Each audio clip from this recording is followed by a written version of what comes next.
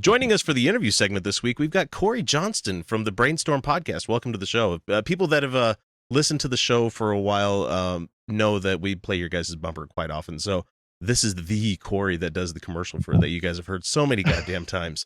So welcome to the show, man. Glad to have you along. Thanks for having me. It's a pleasure. So let's get it out of the way real quick. Cory is a Canadian.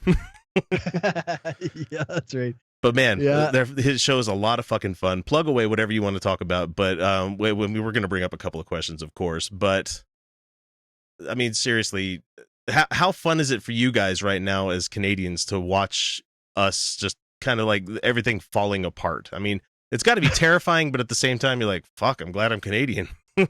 Yeah, there's definitely a relief that we're not the ones going through it. But no. It's scary because we're so closely tied to you guys that everything that happens there, it affects us so much. Yeah, our market falls, your guys' market falls. It's like, fuck. Yeah, that's right. Follows pretty closely behind. But at least you guys have healthcare. That's great. We're apparently about to fuck everybody out of medical care here in the States. So that's just depressing, isn't it? I think it's going to actually lead to universal medical coverage. I think it's fine. We're finally at that tipping point where, like, no matter what they do, no one's going to be happy with it, except for the people on the left need to push even harder. But like, okay, well, our alternative is Obamacare, or let's lower the Medicare age down to 0. They could get it done with one line of one bill. You know, that Medicare would be available to everybody starting at birth. That's all they'd have to change, instead of like the arbitrary date that they make people have to wait for, which burns my. I hate the system that we have here for that, because Jesus Christ, I got a bill in this week for I have to go in every couple of years to get a colonoscopy done because I'm high risk for that kind of cancer. And I got the bill this week. I got a bill from the doctor's office for $300. This is after paying all of the copays that you have to pay to go to the doctor. And I got one from the hospital where they had the procedure done for $700. After insurance. So it's like $1,000 to get preventative screening to make sure you don't fucking die. And it's like, that's brutal. I'm just glad that I'm not going to be dying of ass cancer. That's the silver lining to that one. So yeah, I suppose it's better than dying from ass cancer, but it's still not ideal. No, definitely not. I mean, they're taking it out of my ass, but that's okay. Yeah, that's right. I'll be fine. Anyway, so if you wouldn't mind, tell the people a little bit about yourself and the shows that you do. I want you to plug the new one coming up. Yeah. I guess you already said I'm Cory Johnston. I'm just a blue collar redneck from Saskatchewan. You got rednecks up there? Yeah, and I keep hearing more and more that I'm more redneck than almost anybody else I know. So really? Canadian scale of redneck, because I don't know. Yeah. It takes quite a bit for Americans to be redneck, and we're not calling you tater salad down here or anything. Yeah, no, definitely Canadian redneck, but yeah, not Alabama redneck. Yeah, and I've got the Brainstorm Podcast, which is me and my crew. We hang out, we have a few drinks, we bullshit for a few hours, we broadcast it live every second Friday, and then I put it out into 2 different shows so that half of it is out each week. And we try to focus a little bit on a variety of things, including education, and we tackle logical fallacies and critical thinking and a whole bunch of different aspects. But we have a really good time doing it, because that's kind of the whole point, right? Yeah, no kidding, right? I heard you a couple of weeks ago on the Wayward Atheist podcast, where you were going against Ed, and no, it was just Ed that you were going against, right? Because about the no platforming thing, and I thought you did damn well in that, especially with it being your first debate. So, well, I appreciate that. I listening back to it the 2 or 3 times that I have so far, I really can spot my errors. Like, I've listened to enough debates to know what is a good strategy and what isn't. But to actually perform in the moment, I definitely had some good points, and I had some other points where I wasn't as good. Yeah, I hear you there. And what's the new project that you're starting to work on right now? My new project is, I'm calling it The Hardcore Skeptic Examines. And every episode, I'm going to take a really deep dive on an individual topic.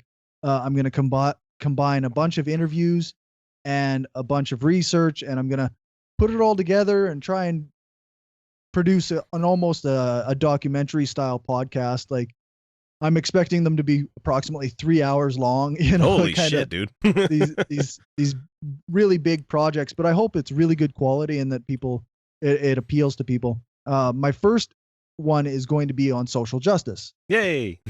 Yeah, because it seems that there's a divide in the skeptic and atheist communities. Yes, there is.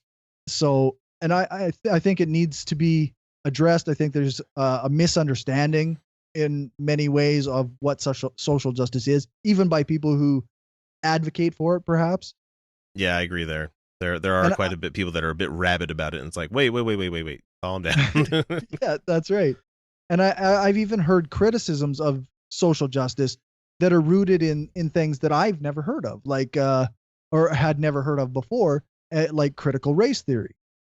People like to talk about that as though it's this terrible theory and that social justice warriors are using this as, and I want to explore that, these ideas, like these theories, and like almost from an academic perspective as well, if I can. Yeah, because apparently there's a whole lot of book learning when it comes to social justice. So yeah, that I have not even begun to crack half of the volumes that I need to even have a somewhat good stance on it. I mean, besides, I'm not an internet outrage machine kind of person, but it's just like there's a lot of critical theory. There's a lot of academia when it comes to that subject. So for sure. Oh God, it just reminds me of the stack of books that I have yet to read. Yeah. I've got I think 11 or 12 interviews that I've got set up. Good God. I've got yeah. So one podcast was not enough for you, was it? Yeah. No, I wasn't overworked yet, I guess. It's a bit of hosting humor. Yeah. Like, no, yeah. It consumes every fucking part of your day, every part of your week. That's right. Yeah, it really does. To the point where actually my daughter tried to say that I couldn't do interviews on other people's shows on Saturday nights. Well, we're gonna keep you here briefly because I mean, it's important to get back to people, but the reason we have to record Saturdays is because I work a fucking weird ass shift, and so yeah, and it's also it's a good night for people to get blitzed if they want to. So that's right. I encourage that quite a bit. Anyway, so let's get to the general questions here. Tell us. Oh wait, we already did the show and plug away, so we know who you are and where you're from is one that we haven't broached yet. We said that you're Canadian, but you said that you're redneck Canadian, so that would mean that you would have to be. You're not in one of the more densely populated. No, that's right. I'm from Saskatchewan. I currently live in Regina, which is the capital of Saskatchewan. Our province is we have quite a lot of landmass, but we have only around 1 million people in the entire province. No shit. Wow. How much? Yeah. How many people live in Regina then? I think we're just around 225,000. Something like that. That's crazy. Be slightly off on. Yeah, it's not actually big compared to what other people consider cities, right? Yeah, and I look at Salt Lake City, and that's not a huge city, but like all the other cities that glom onto it makes it a really fucking huge city. But it's like I think about 200,000. I'm like, yeah, we got that easily. Yeah. Oh man. No, so are there suburbs to Regina as well? Sort of. There's a city that's called White City. It's basically attached to Regina, but I don't know. It's still considered its own town. That's cool. Let's see. Have you ever been to our fair state of Utah? Have you ever, I mean, I'm sure you've been to the States before, of course. I mean, obviously, I wouldn't be surprised if there aren't Canadians that haven't been to America, but we don't tend to look at you guys as much of a hard lens as we do the brown people coming from the South most of the time. Right. Yeah. No, I've been down to. I haven't been to Utah, but I've been down to Vegas a couple times, and I've been to we live very close to the North Dakota border. Oh, okay. So I've been down to North Dakota lots of times. Yeah, you're not missing much there. No, it's probably a lot like where you live anyway, but yeah, it is. Yeah, we're pretty heavily influenced. There's a lot of oil industry there. it's very conservative. No, thank you. Yeah. No, thank you. Let's see. Have you been an atheist all your life, or did you find your way out later in life? I guess you could say that I haven't been an atheist my whole life. I kind of I was kind of a believer until I was about 17. Yeah. And then I realized I was agnostic, or I decided to pick agnostic as my title. Yeah, I remember those days. Yeah. And then I went through like a long phase of believing just about any kind of wooey crap that I kind of thought felt good. and then eventually I hit on atheism when I hit about 30. So it's funny. It's about my story as well, because it's like I didn't realize you could be an atheist. I didn't know that there was such a thing. Like, atheists when I was a Baptist kid growing up were these evil, reprehensible people that did horrible things, and like you would never want to be considered one of them. I didn't realize that the definition was so fucking simple, Yeah, right, eh? I don't know that I even had heard the word until I was much, in my 20s. Yeah.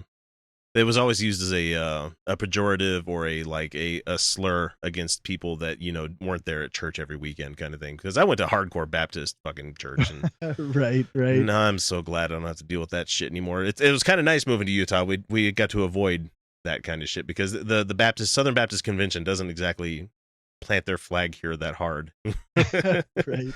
All right, so let's see, what else do we have on the list here? What's your favorite booze/beer? Do you have one? Are you a drinker? This is something that the crew gives me a hard time about all the time, because everybody apparently likes craft beer. Atheists like craft beer, and I like farmer beer. Like, I drink Molson Canadian or Coors Light, and I mix it with Clamato juice. Oh, that's right. When we were on the show together, you were having the what the hell do they call it? The chelada style. That's right. Yeah, the cheladas. Yeah, that's I like clam. I've always liked Clamato juice. For a while, I don't know, around 25 years old, I just drank like Molson XL or whatever it was, the 0% alcohol. I just drink that and clam all the time. That was my drink. Just a taste thing, huh? Yep, that's right. That's funny. I'm not going to hate on anybody that doesn't like like drinks specifically craft beer, because I'm known to drink shit beer every once in a while too, just because it's beer. It's good. It's like pizza. Even a shitty pizza is still good, Right.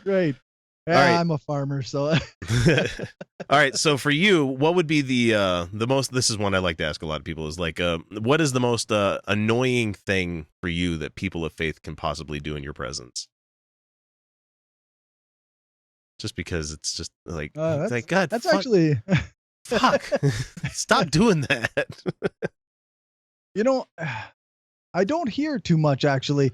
Like, I have people who like worry about saying bless you around me, and they worry about like, and they go, oh, I know you're an atheist, but God bless you, Cory. And I'm just like, none of that shit means anything to me. Like, yeah. You can say it all you want. It's for you. There's no point getting offended by that kind of thing. Yeah.